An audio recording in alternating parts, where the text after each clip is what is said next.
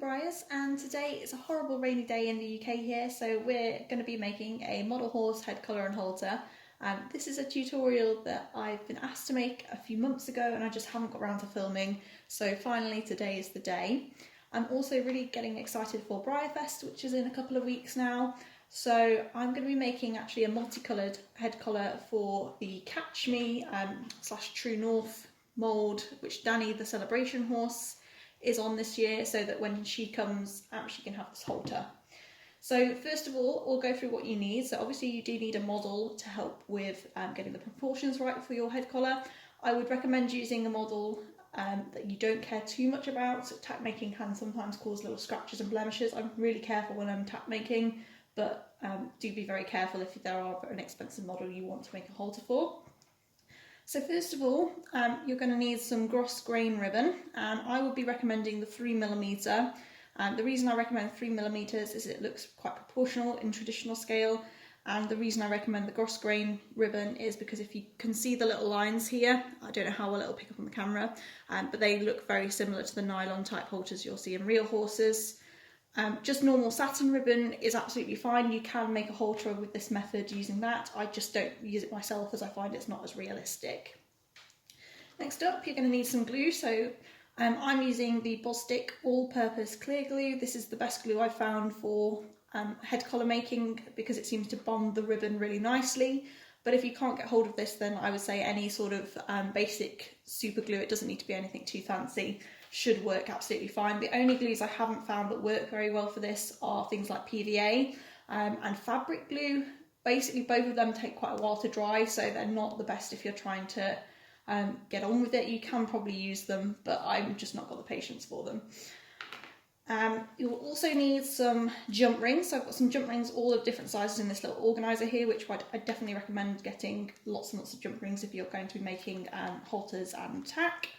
The one you're going to want for this tutorial in terms of size is going to be the 5mm jump rings, which are about this size. The reason I would go for the 5mm is if you go any smaller than that, you don't get much of a gap between your ribbon, and again it doesn't look quite as realistic, so I definitely recommend a 5mm jump rings.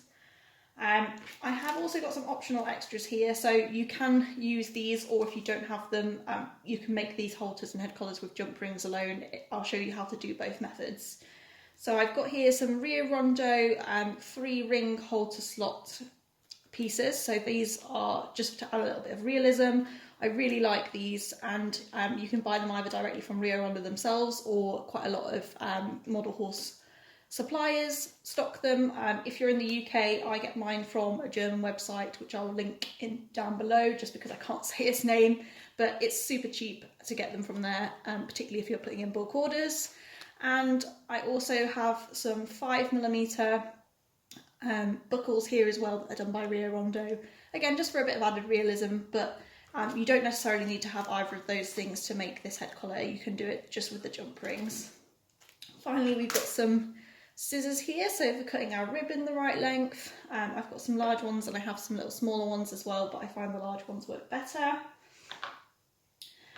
So that is everything you'll need to make your head collar. So we'll get started and I'll show you the first step. We're going to want to make the noseband piece. So with this, what I'm going to do is I'm going to take my ribbon and I'm going to measure across the horse's nose and to just where there's a cheekbone sculpted there. And I want to leave a little bit of a ribbon for a tab, so I usually leave about ½ centimetre extra at both sides to allow for folding down for the tabs. I would then cut that piece of ribbon, and in true kind of Blue Peter style, I have one that I made earlier just because my camera died earlier when I was making this piece. So what I've done is I've taken the 2 halter slot rings and I've threaded the ribbon either side onto it and then glued down the tab underneath, as you can see there. And when we pop this onto the horse, you can see where they're sitting. So they're sitting just behind where the cheekbone is, which is what we want.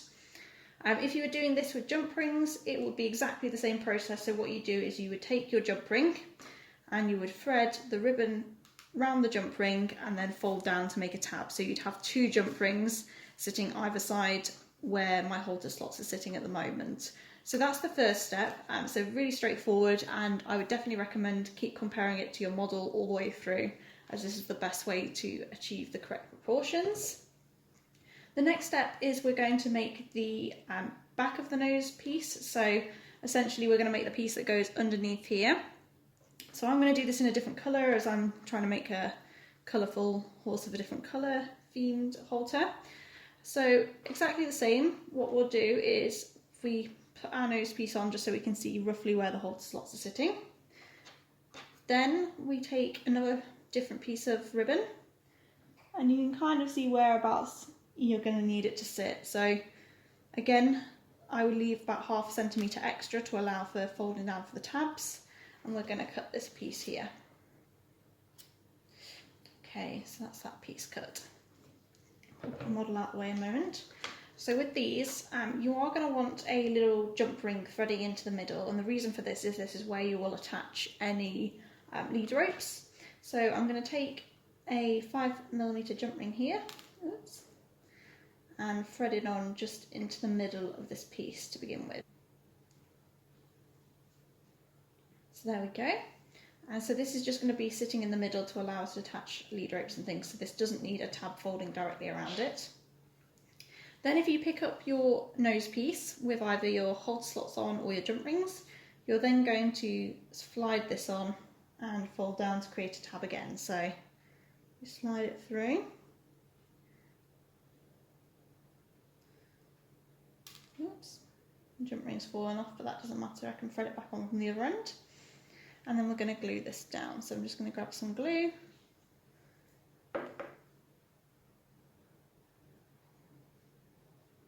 Spread the glue on. And then fold down to create a tab. There we go. Thread my jump ring back on.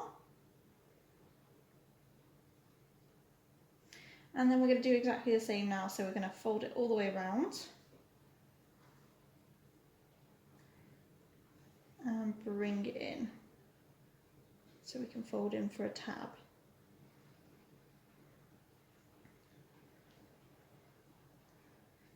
And then we get some more glue and glue it down. So you want all of your tabs to be facing the same way, so all on the underside so that we can't see them from the front. Just pop some glue on. And fold our tab down here. And we've got the jump ring just sitting, sliding through in the middle, which is what we want again for attaching a lead rope. So if we get our model, we're just going to see how sizing wise this is working out at the moment.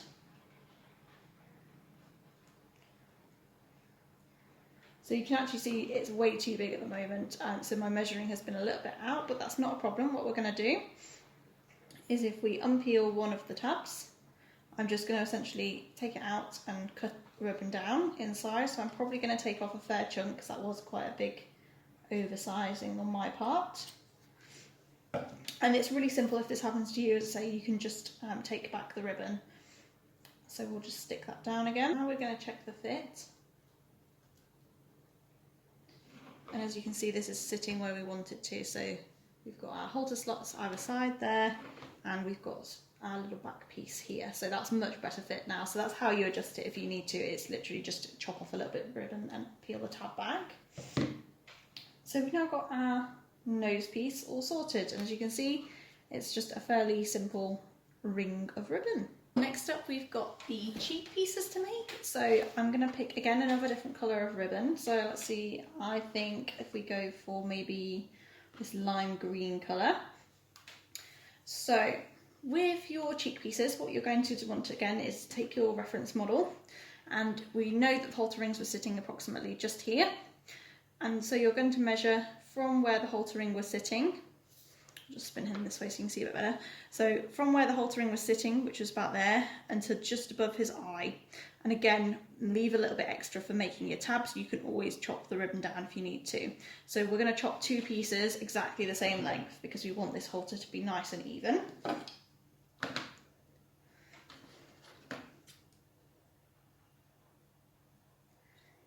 And as I say, I would much rather cut a bit extra and have to trim it down after I've fitted it than not trim enough, because if you don't trim enough, then you have to start the whole process again.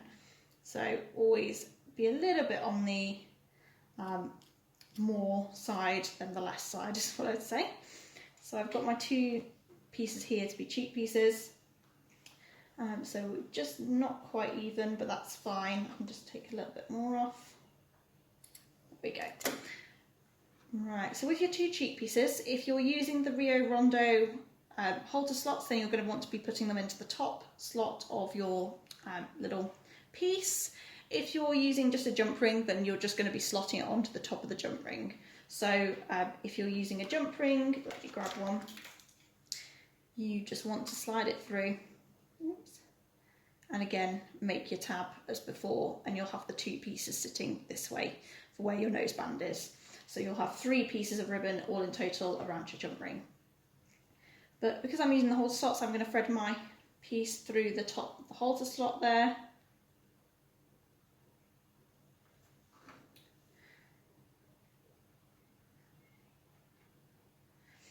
And then we're going to get some glue and again glue down the tab. So it is a lot of just gluing down tabs to make a halter. It's not particularly technical, which is what I like about it. Sometimes it's nice to have a piece of tack making that you don't have to think too much about in terms of technicalities.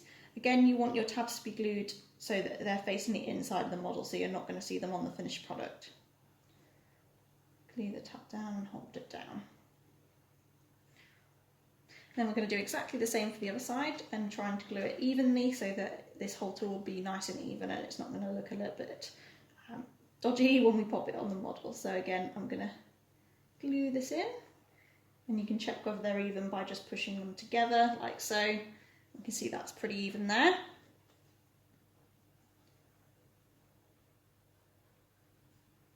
Glue down our tab.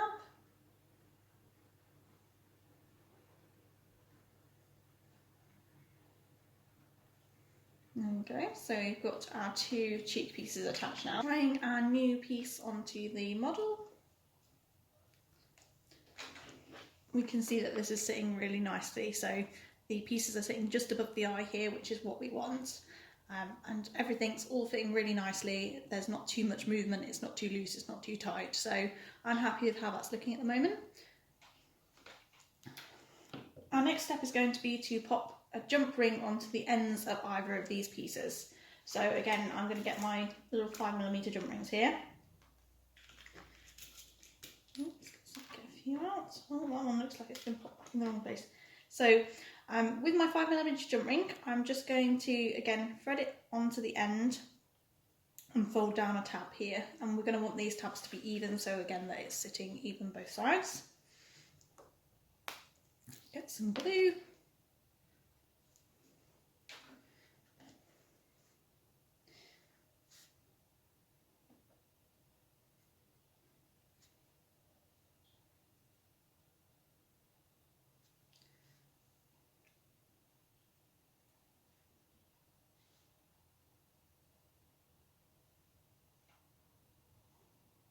And fold down, and we've got our tab there.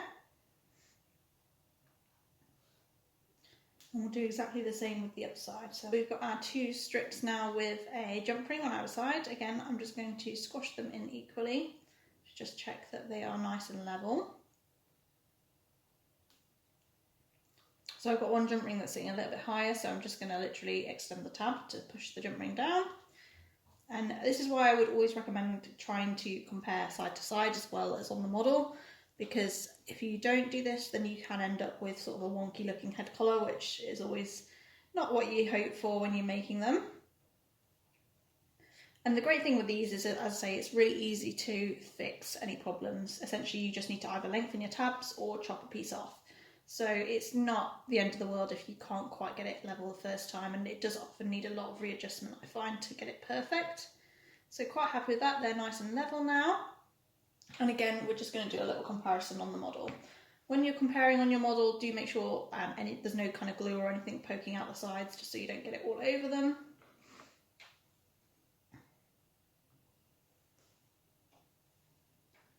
And there we go, so that's sitting beautifully, that's where we want them to sit, just above the eye there.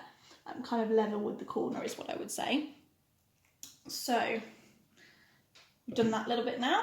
We're going to make a connector piece that goes under the model's chin. So it's going to sit from where that jump ring is and go right under the model's head, and these is what you'll find on the head collars quite commonly. So for this, I think I'm going to go for a yellow. And again, model is used for referencing, so take a piece of ribbon and from where your jump rings were sitting, measure round the horse's head and to either side. So again, leave a little bit for tabs, so extra is always good. You don't want to be wasteful, but it does mean that you're going to have plenty. And chop that bit off there. Next, you're going to put this piece here onto either side of the jump ring. So what you want to do is thread the ribbon through and again make a tab. And the tab should be facing inwards. We'll get our glue.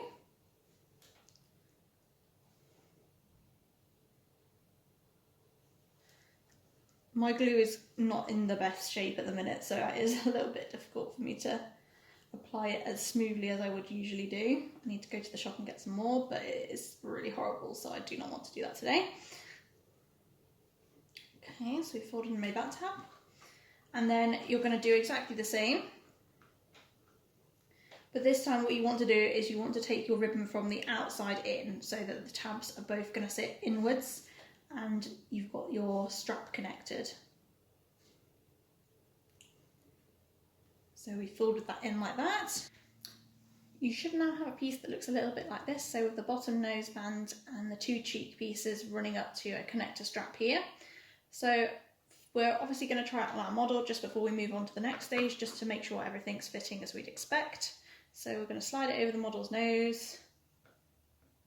Come on. There we go. And we're going to pop it into position and make sure our halter rings are sitting in the right place. So I'm quite happy with how that's looking. So this is what it should look like from the side as you're placing it on your model right now. Once you've done that, we're going to move on to the next step, which is to pop on a strap between the noseband and the connector strap using the little jump ring that we popped on earlier. So I'm going to take a different colour for this. I think I'm going to go for blue, as I've not used any blue yet. So what you want to do here is, with your ribbon, start by attaching it and gluing down the tab. Again, you're going to want the tab facing inwards as it sits to the model, so you want it facing towards your connector strap there. Otherwise you're going to see it on the outside, which is not what we want. I'm going to get some glue and glue it down. So this is one I actually glue down before I cut the rest of the size. I just find it a little bit easier to visualise everything. My glue is really not playing ball today. Okay, I'm going to glue this strap down. Now we've glued this tab down, we're going to want to make a little loop around the bottom bit. So again, we are going to measure this time right to the connector strap, and then you want a little bit extra so that you can form a loop. So for what I would say is you should find that it looks something like that. So I'm probably giving about 1 centimetre past where that connector strap is sitting, and then cutting.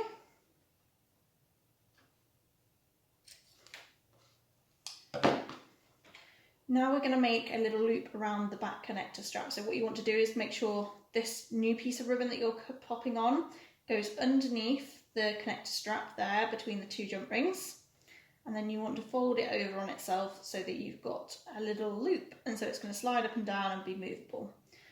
Then you're going to want to glue it down as a tab, and as I say, you want to make sure it can move because that adds again a bit more realism. So I would look at doing this with just a very light dab of glue right at the very end of the tab here.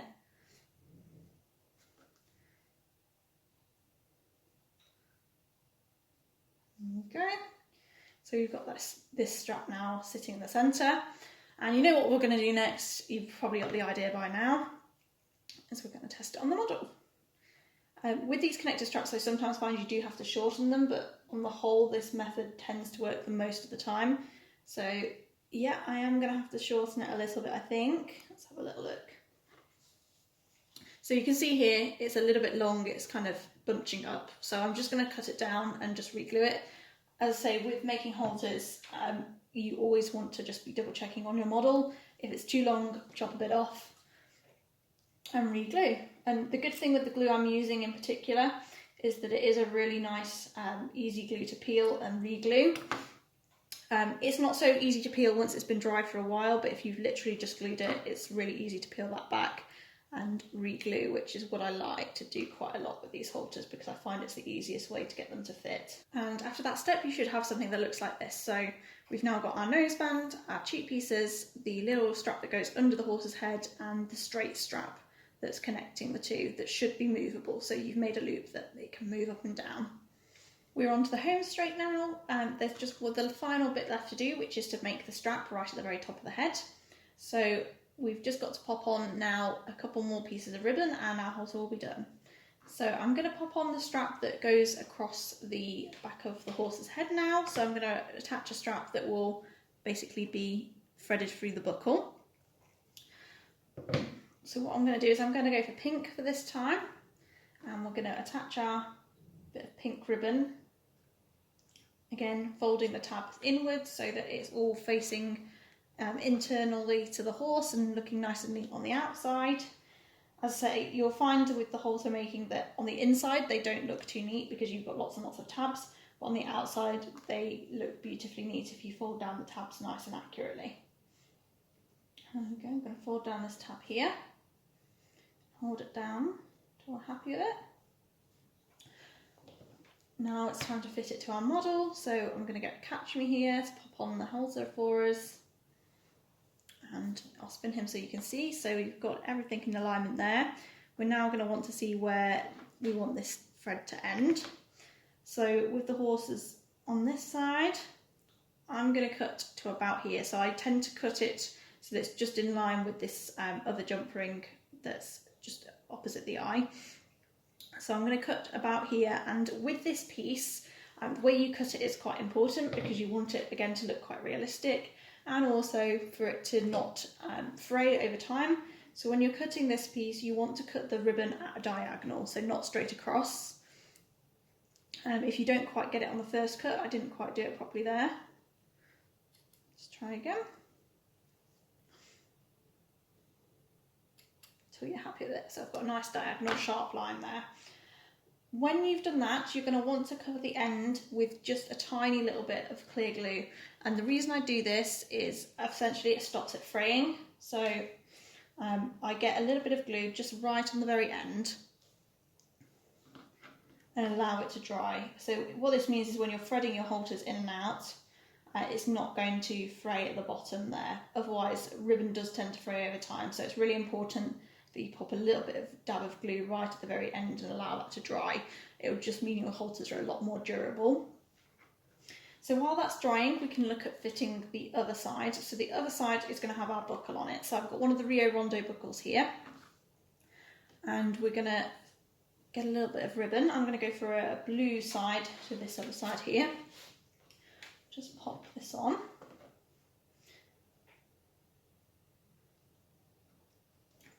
So for this piece, it's going to attach to this jump ring here, and then it's going to hold the buckle on. So this is actually quite a short piece.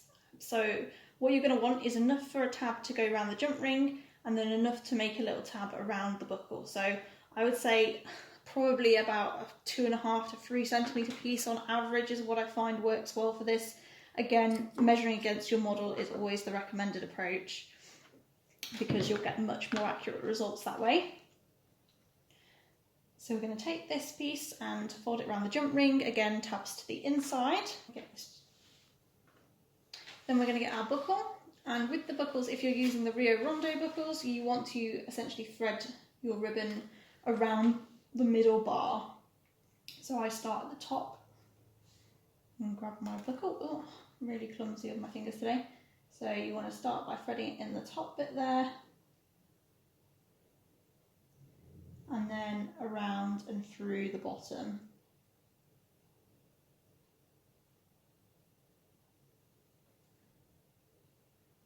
And again, we're then going to fold this tab down. And I actually probably have a little bit too much material here, I feel, so I might just trim a little bit off the end.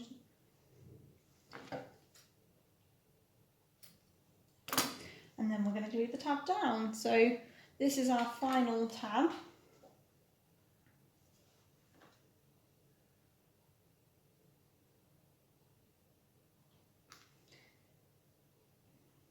Glue it down.